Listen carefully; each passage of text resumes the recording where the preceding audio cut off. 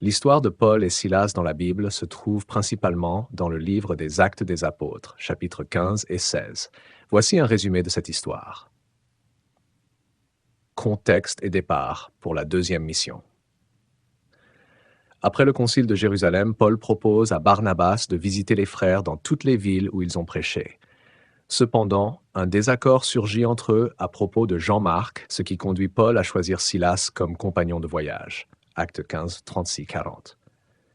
La rencontre avec Timothée, Paul et Silas se rendent à Derbe et à Lystre, où ils rencontrent Timothée, un jeune disciple bien recommandé par les frères.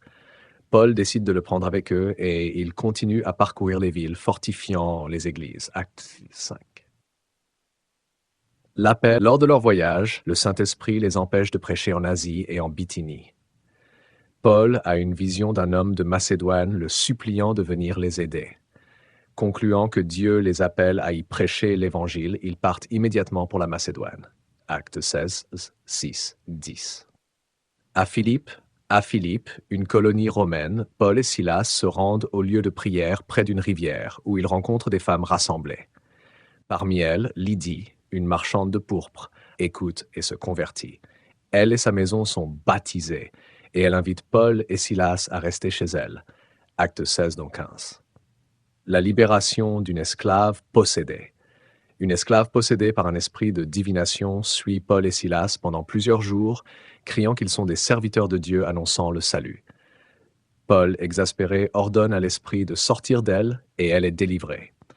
Cela met en colère ses maîtres, qui voyaient disparaître leur source de gain. Acte C. L'arrestation et l'emprisonnement. Les maîtres de l'esclave traînent Paul et Silas devant les magistrats, les accusant de troubler la ville et de prôner des coutumes illégales pour les Romains. Ils sont battus de verges et jetés en prison, avec les pieds attachés dans des entraves. 10-20 caves. La prière et le tremblement de terre. Vers minuit, Paul et Silas prient et chantent des hymnes à Dieu, tandis que les autres prisonniers les écoutent. Soudain, un tremblement de terre secoue la prison, ouvrant toutes les portes et libérant les entraves. Le geôlier, craignant que les prisonniers se soient échappés, est sur le point de se suicider. Mais Paul l'arrête, assurant que tous les prisonniers sont présents. La conversion du geôlier.